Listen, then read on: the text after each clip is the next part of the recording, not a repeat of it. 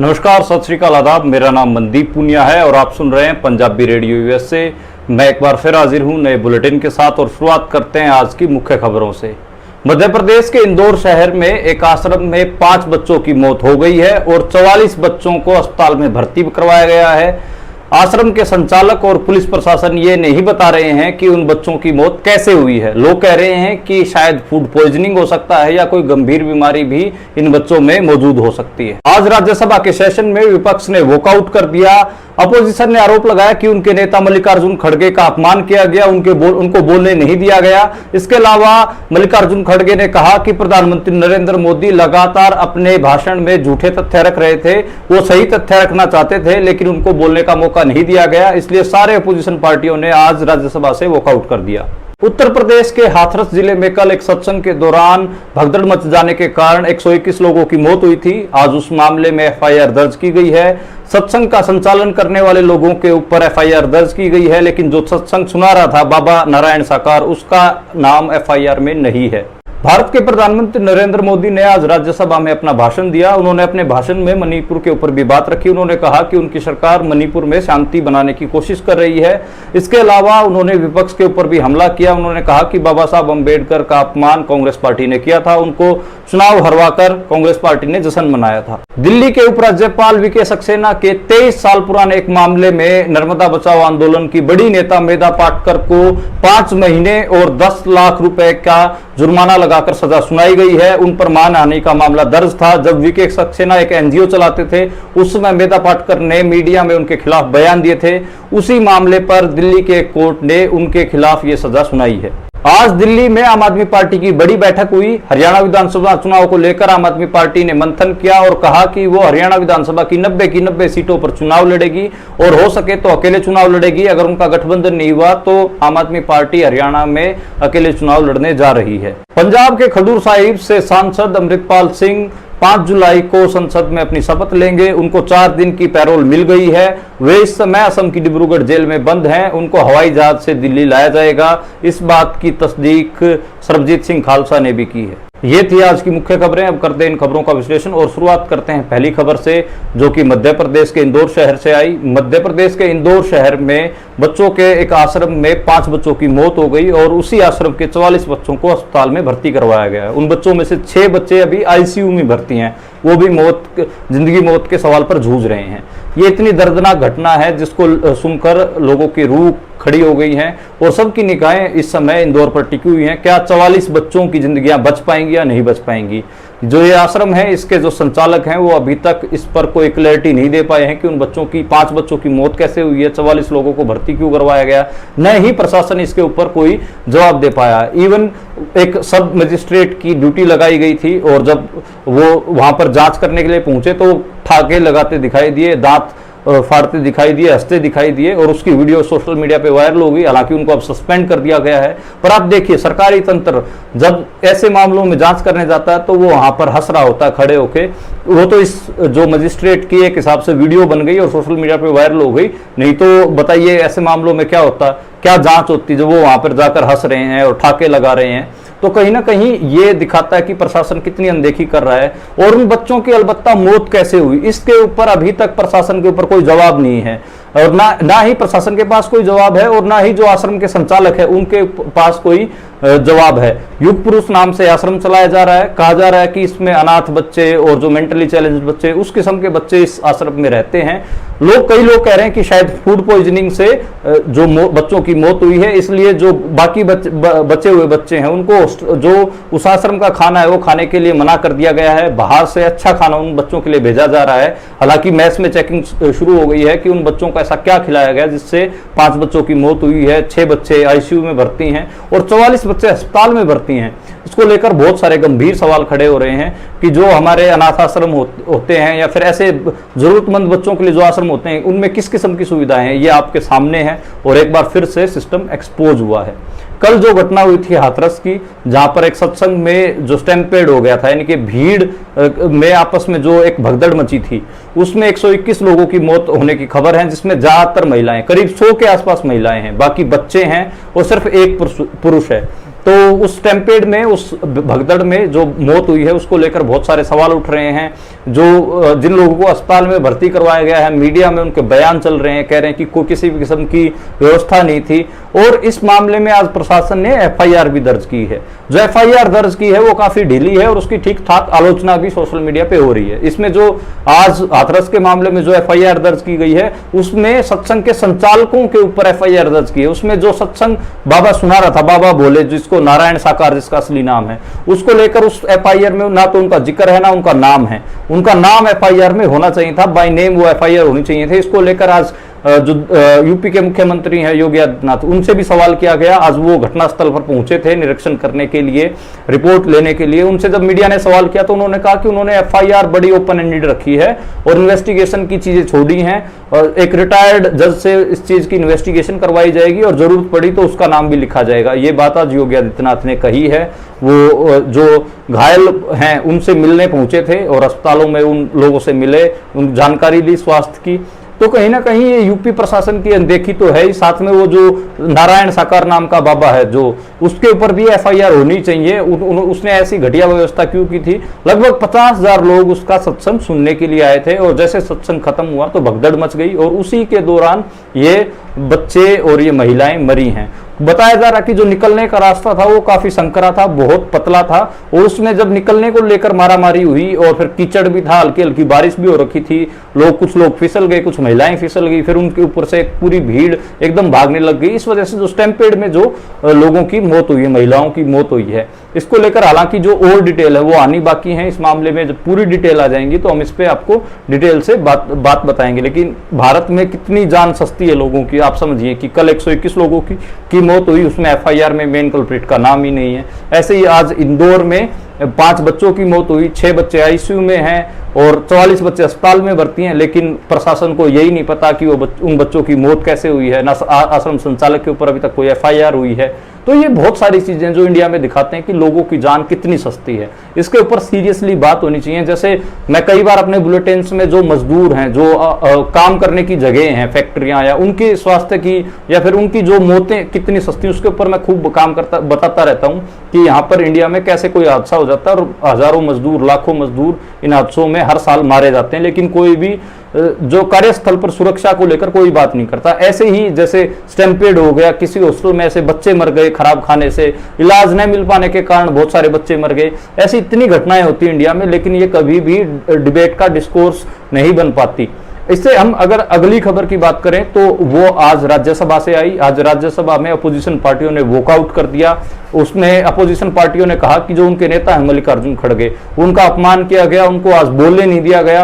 और मल्लिकार्जुन खड़गे ने भी अपनी बात रखी। उन्होंने कहा कि प्रधानमंत्री नरेंद्र मोदी ने आज राज्यसभा में भाषण दिया था, जिस भाषण में उन्होंने बहुत सारे तथ्य झूठे बताए, उन्होंने सरासर बहुत सारी झूठें बोली, जिसके कारण ही वो उन बातों का जवाब देना चाहते थे। वो हमेशा सही तथ्य रखते हैं, लेकिन उनको जवाब देने नहीं दिया गया, उनको बोलने ही नहीं दिया गया। तो अगर सिर्फ जो सत्ता पक्ष है, नरेंद्र मोदी हैं, वही बोलेंगे और तो विपक्ष बैठ के सुनेगा तो फिर उनका काम क्या है? इसलिए वो सारे सांसद, अपोजिशन पार्टियों के सारे जो एमपीज हैं, आज वो राज्यसभा से बाहर आ गए, उन्होंने वॉकआउट कर दिया। बहुत सारे और भी नेताओं के बयान वायरल हो रहे हैं। इसमें पहले हम ये बात कर लेते हैं कि नरेंद्र मोदी ने पहले भाषण में बात क्या की। आज नरेंद्र मोदी ने राज्यसभा में बतौर एक हिसाब से स्पीकर बात रखी, उनको बुलाया गया था। वो लोकसभा के सदस्य हैं, लेकिन राज्यसभा में जो प्रधानमंत्री राज्यसभा में भाषण दे सकते हैं, बोल सकते हैं। तो उन्होंने राष्ट्रपति का जो पूरा एक हिसाब से जो भाषण था, उसके बाद उनका धन्यवादी भाषण था और उसमें उन्होंने कहा कि उनकी सरकार मणिपुर में पीस कायम करने की कोशिश कर रही है। नॉर्थ ईस्ट में उनकी सरकार ने बहुत अच्छा काम किया है। नॉर्थ ईस्ट की घटनाओं पे उन्होंने बताया कि 500 से ज्यादा लोगों की गिरफ्तारी हो चुकी हैं, बहुत सारी एफआईआर दर्ज हुई हैं। इस समय मणिपुर नॉर्मल मोड में आ रहा है, नॉर्मलसी वहां पर कायम हो रही है। इस किस्म की बहुत सारी बातें नरेंद्र मोदी ने मणिपुर और नॉर्थ ईस्ट के ऊपर अपने बचाव में रखी। इसके अलावा उन्होंने कांग्रेस के ऊपर आरोप भी लगाया। उन्होंने कहा कि बाबा साहब भीमराव अंबेडकर से नफरत कांग्रेस करती है। कांग्रेस ने बाबा साहब भीमराव अंबेडकर को चुनाव हराकर जश्न मनाया था। इस किस्म की बातें कही, जिसको लेकर विपक्ष, अपोजिशन पार्टियां उखड़ गई। और इसी बात का जवाब देने के लिए मेरे को लगता है कि मल्लिकार्जुन अपनी बात रखना चाहते थे बाबा साहब अंबेडकर के ऊपर, लेकिन उनको बात रखने नहीं दी गई। इसी वजह से सारी अपोजिशन पार्टियां राज्यसभा से बाहर निकल कर आ गई। और बाहर निकलकर जो मल्लिकार्जुन खड़गे हैं, उन्होंने प्रधानमंत्री नरेंद्र मोदी की इस बात का जवाब मीडिया के सामने दिया है, ताकि लोगों तक उनका वर्जन भी पहुंच सके। मल्लिकार्जुन मल्लिकार्जुन खड़गे ने कहा कि बाबा साहब भीमराव अंबेडकर को जो संविधान बनाने की जो पूरी प्रक्रिया थी, कॉन्स्टिट्यूशन बनाने की प्रक्रिया, उसमें उनको चेयरमैन बनाया गया। इसके अलावा उन्होंने ये भी कहा कि नेहरू और बाबा साहब अंबेडकर के बनाए संविधान को लेकर आरएसएस के जो उस समय का जो मुखपत्र था, यानी कि जो एक हिसाब से उनका जो पोजीशन लेने वाली जो मैगजीन थी, उसमें वो दोनों के खिलाफ करते थे। इवन संविधान के खिलाफ भी लिखा गया, अंबेडकर के खिलाफ भी लिखा गया। तो उन्होंने कहा कि ये सब तथ्य वो रखना चाहते थे, लेकिन उनको बोलने ही नहीं दिया गया।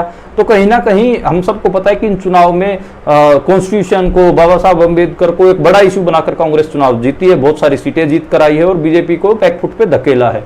तो इसी को लेकर नरेंद्र मोदी हमलावर हैं। नरेंद्र मोदी अंबेडकर और नेहरू की कॉन्ट्राडिक्शन खड़ी करने की कोशिश कर रहे हैं, कांग्रेस और अंबेडकर के कॉन्ट्राडिक्शन खड़ी करने की कोशिश कर रहे हैं। और मल्लिकार्जुन खड़गे उसी का जवाब देना चाहते थे बतौर दलित नेता, क्योंकि हम सबको पता है कि मल्लिकार्जुन खड़गे खुद दलित बैकग्राउंड से आते हैं और वो जब बोलते हैं तो मतलब मेरे को लगता है कि उनका भाषण बहुत ज्यादा सुना जाता है और बहुत तथ्यात्मक बोलते हैं, इसलिए उनको आज बोलने ही नहीं दिया गया। इस वजह से उनको वॉकआउट करना पड़ा और मीडिया के सामने अपनी बात रखनी पड़ी है। मुझे लग रहा है कि अगला जो डिस्कोर्स होने वाला है इंडिया में वो यही होने वाला कि नरेंद्र मोदी, आरएसएस और बीजेपी कांग्रेस को बाबा साहब अंबेडकर के विरोधी दिखाने की कोशिश करेगी। लगातार इसके ऊपर काम होगा, लगातार इस पे ऊपर प्रधानमंत्री नरेंद्र मोदी और बीजेपी और आरएसएस के मुखपत्र हैं, वो लगातार इसके ऊपर लगातार कई दिन तक नैरेटिव चलाएंगे। तो ये आज इस वजह से राज्यसभा से अपोजिशन पार्टियों ने वॉकआउट किया। ये एक मेन मेरे को लगा कि जो आज पार्लियामेंट सेशन चल रहा है इसके बारे में चलो संसद से, इंडियन पार्लियामेंट से जुड़ी बता देते हैं। इंडियन पार्लियामेंट ने फाइनली अमृतपाल सिंह को शपथ दिलाने की तैयारी कर ली है। कहा जा रहा है कि 5 जुलाई को अमृतपाल सिंह को शपथ दिलवाई जाएगी। अमृतपाल सिंह हम सबको पता है कि एनएसए के मामले में असम की डिब्रूगढ़ जेल में बंद हैं, उनके ऊपर एनएसए लगाया गया है। ये खबर कहां से शुरू हुई? ये खबर शुरू हुई जो सरबजीत सिंह खालसा हैं, उनकी कुछ पत्रकारों से बात हुई तो उन्होंने कहा कि सरबजीत सिंह खालसा ने बताया कि उनकी मुलाकात स्पीकर ओम बिड़ला से हुई थी। ओम बिड़ला ने उनको बताया कि 4 दिन की जो पैरोल है अमृतपाल सिंह को देने की तैयारी पूरी हो चुकी है। पंजाब के अधिकारी आए थे, उनको 4 दिन की पैरोल की बात कह दी गई है। 5 जुलाई को शपथ दिलवाने की बात भी कही गई है। और अमृतसर में भी बहुत सारे अधिकारियों ने मीडिया वालों को बताया है कि अमृतपाल सिंह को 4 दिन की पैरोल मिलेगी और 5 जुलाई को उनकी शपथ ग्रहण समारोह होगा। तो अधिकारियों से भी इस बात का खुलासा हुआ है और सरबजीत सिंह खालसा से भी इस बात का खुलासा हुआ। तो ये एक हिसाब से ऑफिशियल आप कह सकते हो कि ऐसा होने जा रहा है 5 जुलाई को अमृतपाल सिंह। लेकिन सवाल तो ये है, जब सारे सांसद शपथ ले रहे थे उस समय अमृतपाल सिंह को शपथ क्यों नहीं दिलवाई गई? उनको अलग से अकेले इतने दिनों बाद शपथ क्यों दिलवाई जा रही है? एक सीरियस सवाल है। और क्या उनके ऊपर एनएसए के तहत कार्रवाई होनी चाहिए थी? ये दूसरा सवाल है। तो इन सवालों के जवाब आप सारे जो मेरे श्रोता हैं वो सब जानते हैं। अमृतपाल सिंह का इतना बड़ा कसूर नहीं था कि उनके ऊपर एनएसए लगाई जाती, लेकिन उनके ऊपर एनएसए लगाई गई और पिछले 1 साल से अपने साथियों के साथ असम की डिब्रूगढ़ जेल में बंद हैं। और जो उनके माता पिता हैं वो लगातार सवाल उठाए रहे हैं कि एक तो उनको पंजाब की जेलों में लेके आया जाए, एक उनके ऊपर से एनएसए हटाया जाए और पंजाब के जितने भी समझदार लोग हैं उन सब की ये डिमांड रही है। इसके अलावा पंजाब के लोग भी उनसे सिंपैथाइज करते हैं, इसी वजह से तो वो खडूर साहिब से इतने बड़े मार्जिन से, पंजाब में सबसे ज्यादा मार्जिन से वो एमपी के तौर पर, सांसद के तौर पर चुन कर आए हैं। तो इसी वजह से मुझे लगता है कि कहीं ना कहीं जो अमृतपाल सिंह है उनको पंजाब की जेल में रखा जाना चाहिए, उनका ट्रायल पंजाब में चलना चाहिए और उनके ऊपर एनएसए हटाया जाना चाहिए। अब देखना होगा कि उनकी शपथ के बाद किस किस्म का रवैया सरकार अपनाती है। उससे अगर हम अगली खबर की बात करें तो मेधा पाटकर के बारे में है। हम सबको पता है कि मेधा पाटकर ने नर्मदा बचाने के लिए एक आंदोलन को लीड किया था। नर्मदा के ऊपर डैम बनाया जा रहा था, उस डैम के खिलाफ मेधा पाटकर ने लड़ाई लड़ी थी 90 के दशक में, तो काफी बड़ी नेता बन गई थी। और हालांकि वो डैम बना, उनकी राजनीति पे कभी अलग से बात करेंगे मेधा पाटकर की। लेकिन आज हम बात करते हैं कि उनके ऊपर उन्होंने साल 2001 में जो वीके सक्सेना उस समय कोई एनजीओ चलाते थे, उनके खिलाफ कुछ बयान मीडिया में दिए थे। वीके सक्सेना बेसिकली आरएसएस के पिट्ठू थे और वो वहां पर आदिवासियों को गुमराह करने की कोशिश कर रहे थे और उनके फंड खाने की कोशिश कर रहे थे। उसके खिलाफ मेधा पाटकर ने कुछ बयान दिए थे। लेकिन अब हमको पता है कि भारत में जैसे ही 2014 के बाद बीजेपी की सरकार बनी तो जो ऐसे लोग जो आरएसएस को उस समय सपोर्ट करते थे उनके कमजोर दिनों में, तो उनको किसी को गवर्नर, किसी को वाइस चांसलर, किसी को कुछ बनाया जाने लगा। तो इस वीके सक्सेना को दिल्ली का उपराज्यपाल बना दिया गया और इसको उपराज्यपाल बनाया गया।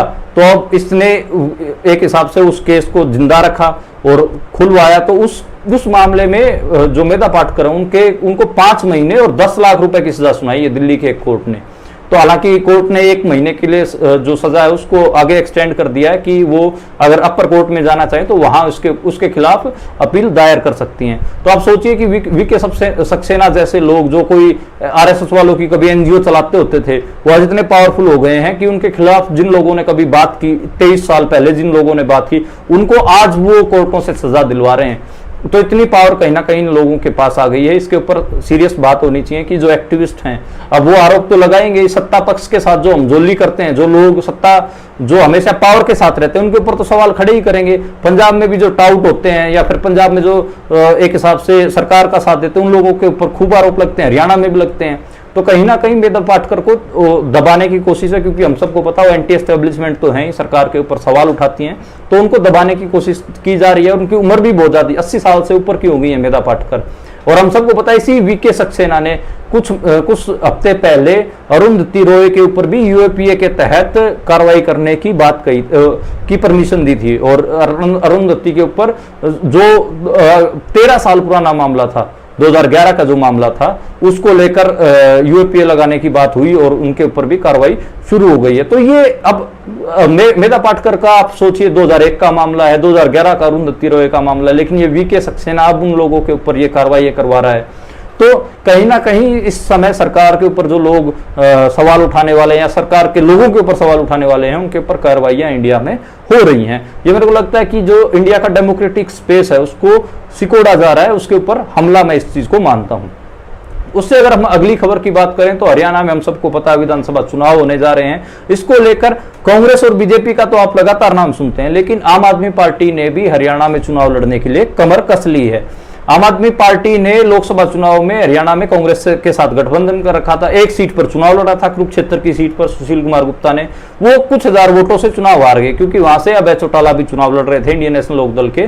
तो जो सरकार के खिलाफ बीजेपी के जो एंटी वोट थे उनमें बिखराव हो गया। कुछ वोट आम आदमी पार्टी को मिले, कुछ अभय चौटाला को मिले। हालांकि अभय चौटाला को कम वोट मिले, 80 हजार वोट मिले, और सुशील गुप्ता को ज्यादा वोट मिले। इस वजह से सुशील गुप्ता हार गए थे। तो हालांकि आम आदमी पार्टी ने कांग्रेस के ऊपर हमला बोला कि कांग्रेस पार्टी के साथ उनका अलायंस था, लेकिन उन्होंने वोटें नहीं डलवाई। इसको लेकर काफी गहमागहमी भी हुई। अब विधानसभा में कहीं ना कहीं कांग्रेस पार्टी आम आदमी पार्टी के साथ गठबंधन नहीं करेगी, इसलिए आम आदमी पार्टी अकेले चुनाव लड़ना चाह रही है। और खासकर जो पंजाबी बोलते इलाके हैं वहां पर अपने कैंडिडेट जिताने की कोशिश आम आदमी पार्टी करेगी। हम सबको पता है कि जो भगवंत मान की वाइफ हैं वो भी हरियाणा से ही हैं, पेहवा एक जगह है, वहां से वो हैं। और कहीं ना कहीं जो थर्ड फ्रंट है वो बनने की भी कयास लगाए जा रहे हैं, जिसमें अभय चौटाला इंडियन नेशनल लोकदल हो गई, और जननायक जनता पार्टी जेजेपी दुष्यंत चौटाला की पार्टी होगी, बीएसपी भी बहन मायावती की पार्टी भी चुनाव लड़ेगी, बलराज कुंडू एक हैं वो भी चुनाव लड़ेंगे, ऐसे चंद्रशेखर आजाद समाज पार्टी के नेता हैं वो भी चुनाव लड़ेंगे। तो एक जो बड़ा थर्ड फ्रंट है वो हरियाणा में तैयार हो रहा है। आम आदमी पार्टी भी उनमें से एक है। गुरनाम सिंह चढ़ूनी भी, कल मैंने बात की थी, वो भी चुनाव लड़ने जा रहे हैं, उन्होंने भी तैयारी कस ली है। और बहुत हद तक ये भी हो सकता है ये 7-8 जो पार्टियां मैंने छोटी छोटी गिनवाई हैं, और ये बहुत हद तक चुनाव लड़ेंगी। आप देखना थर्ड फ्रंट एक हिसाब से, कई लोग उनको वोट कटवा भी कहते हैं, पर ये चुनाव काफी इंटरेस्टिंग हरियाणा का होने वाला है। पहले लग रहा था कि सिर्फ बाइपोलर होगा, बीजेपी और कांग्रेस ही दो धड़े होंगे, लेकिन अब की बार थर्ड फ्रंट भी तैयारी कस रहा है कि उनको भी कुछ वोटें मिले। ये तो चुनाव में ही पता चलेगा कि किस किस्म का माहौल होने वाला है। तो ये आज की पॉलिटिकल खबरें थी, इनके ऊपर ही आज पूरे दिन भारत की राजनीति की चर्चा होती रही। और कल हम दोबारा फिर मिलेंगे इसी तरीके की खबरों के साथ, नए विश्लेषण के साथ। आप देखते और सुनते